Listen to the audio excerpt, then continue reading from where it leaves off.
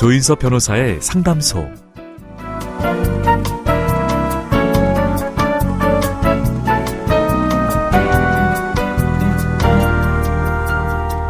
바둑 대국에서 고수는 바로 구경꾼들이라고 합니다. 한 발 뒤로 물러선 채로 바둑판 전체를 볼 수 있기 때문이죠. 새해 첫날의 결심도 시들해지고 어쩐지 무리수를 두고 있는 것 같다면 한 걸음 뒤로 물러나서 좀 더 멀리 봐도 좋을 것 같습니다. 조인섭 변호사의 상담소 지금 문을 열겠습니다.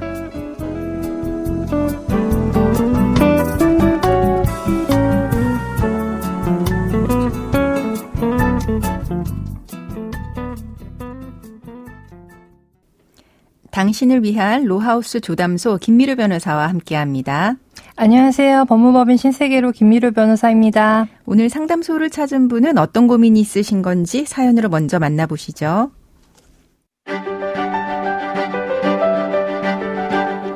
저는 사회생활을 막 시작했을 무렵 아내를 우연히 만나서 동거를 했습니다.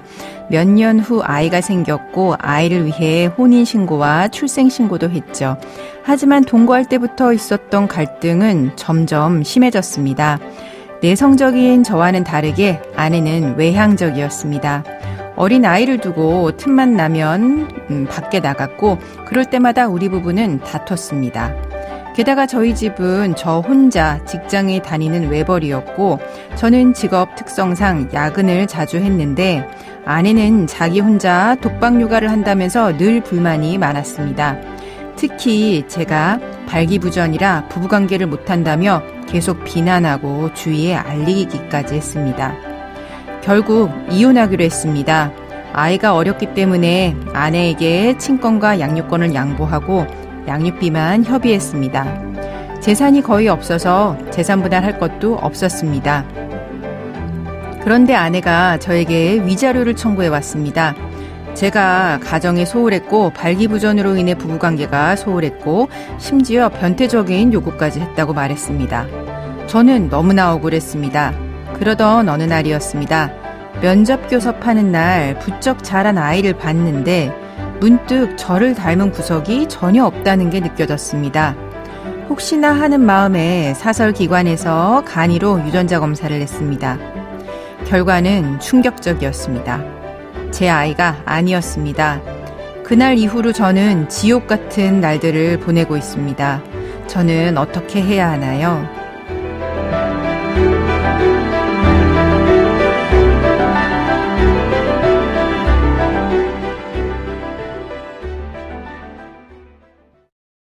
조인섭 변호사의 상담소, 이혼 과정에서 자녀가 친자녀가 아니라고 하는 걸 알게 된 분의 사연이었습니다.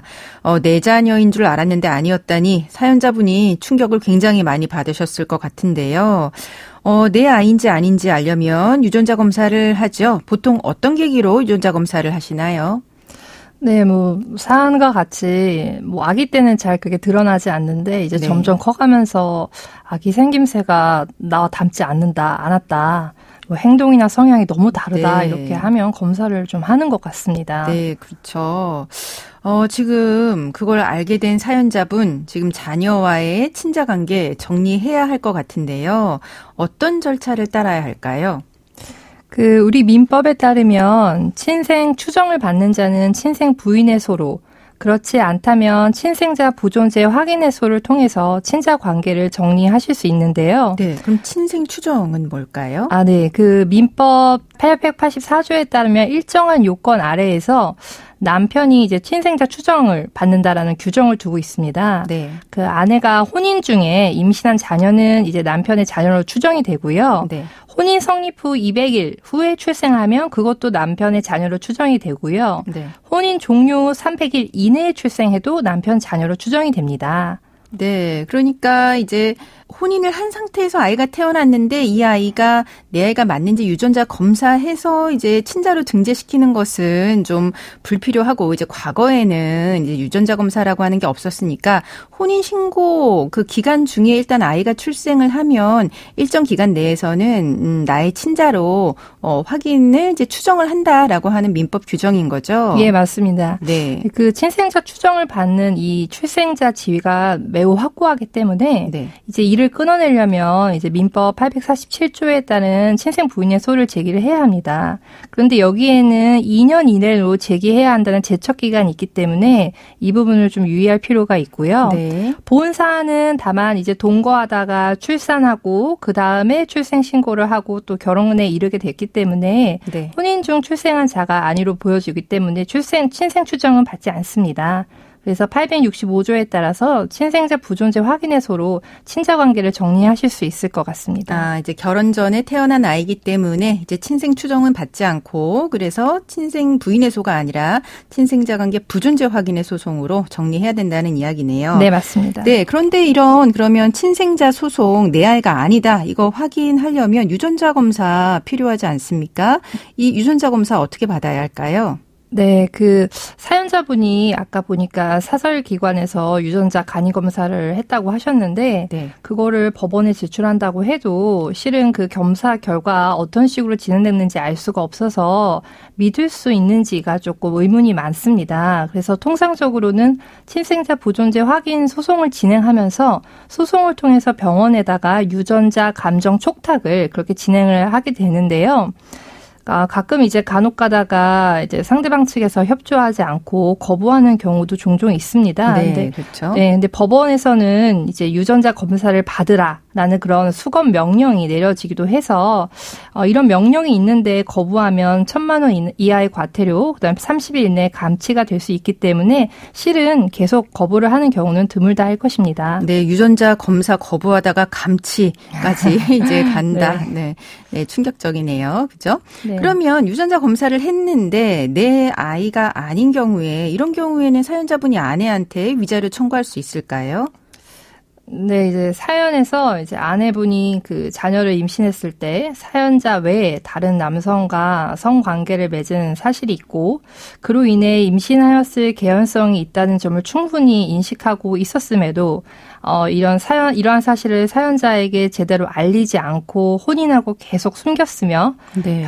협의 이혼을 하는 과정에서도 자녀를 이제 자신의 친자로 믿고 양육비 지급 의무를 이행하고 면접 교섭을 해왔던 이런 사정을 보면 그 아내의 행위는 이제 불법 행위로 네, 보여지기 그쵸. 때문에 정신적 손해배상 청구하실 수 있다고 생각이 됩니다. 네. 네, 근데 손해배상 액수는 뭐 혼인과 이혼에 이르게 된 경위나 혼인 기간 그리고 자녀의 양육 기간 그리고 뭐 친생자 관계 부존재 확인의 소를 제기하게 된 경위, 협의 이혼 이후에 사연자분이 양육비 지급 의무를 얼마나 이행했는지 이런 사정들이 참작돼서 정해지게 된다는 점 말씀을 드리겠습니다. 네, 그러면은 그런 거를 속인 아내한테 위자료 받는 거 이외에 이제 친자 관계가 아닌데 내 아이인 줄 알고 계속 양육을 해온 거잖아요. 예, 맞습니다. 네, 지금까지 지급한 양육비 돌려받을 수 있을까요? 이제 사연자분께서 좀 많이 이제 좀 고통을 받으셨을 것 같은데요. 네. 그동안 지급했던 통상적인 양육비에 대해서는 이제 부당이득이라는 반환 청구를 하실 수 있습니다. 네. 근데 이제 문제는 그 양육비를 산정하는 건데 그렇죠.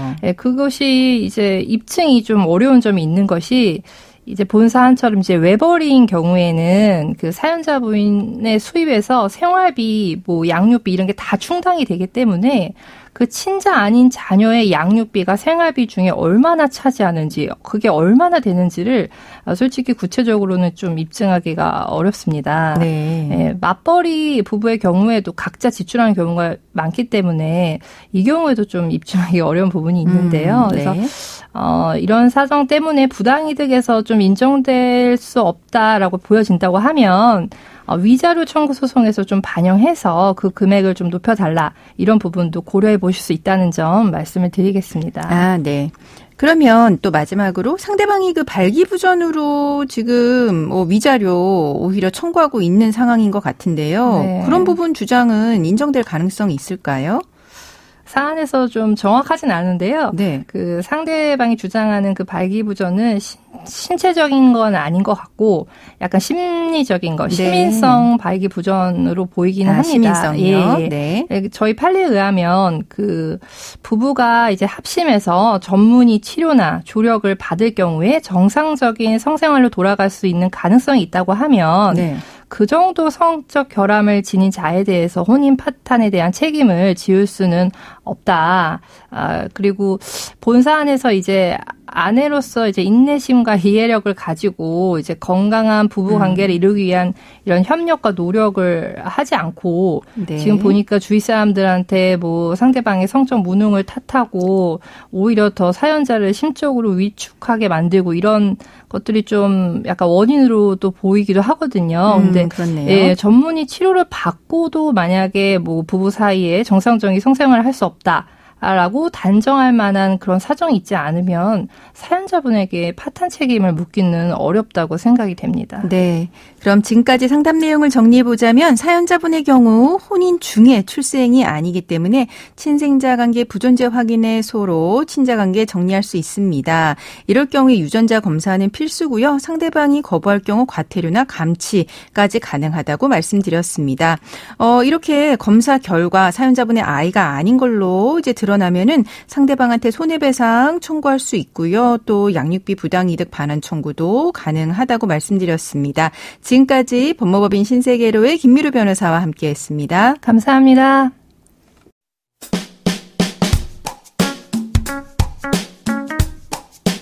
알아두면 쓸데있는 법률 이야기 알쓸법 시간입니다.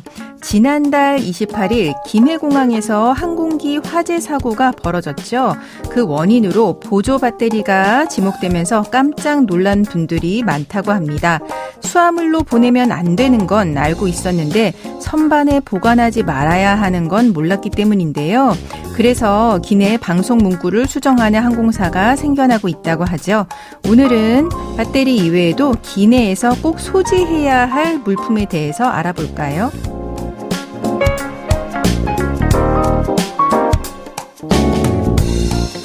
휴대전화용 보조 배터리를 포함한 리튬 배터리는 기내에 휴대만 가능합니다.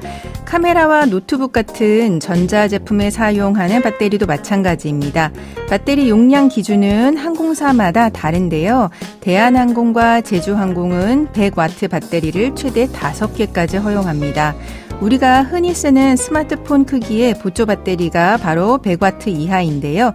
100W를 초과하고 160W 이하인 배터리는 항공사 승인을 받은 뒤에 휴대할 수 있습니다. 전자담배도 100W 이하에 한해서 기내에만 휴대할 수 있습니다. 태국과 싱가포르처럼 전자담배 반입 자체가 금지인 나라도 있으니까 확인은 해보셔야 되겠죠. 귀중품과 현금도 기내 휴대를 권장합니다. 위탁 수화물 이동 중에 심심치 않게 도난 사고가 일어나기 때문입니다. 비상약도 휴대하시는 게 좋습니다. 조인석 변호사의 상담소, 조담소는 언제나 당신과 함께합니다. 끝곡으로 한석규의 그대 내게 행복을 주는 사람 들려드리면서 저는 이만 인사드립니다. 지금까지 로이어 조인섭이었습니다.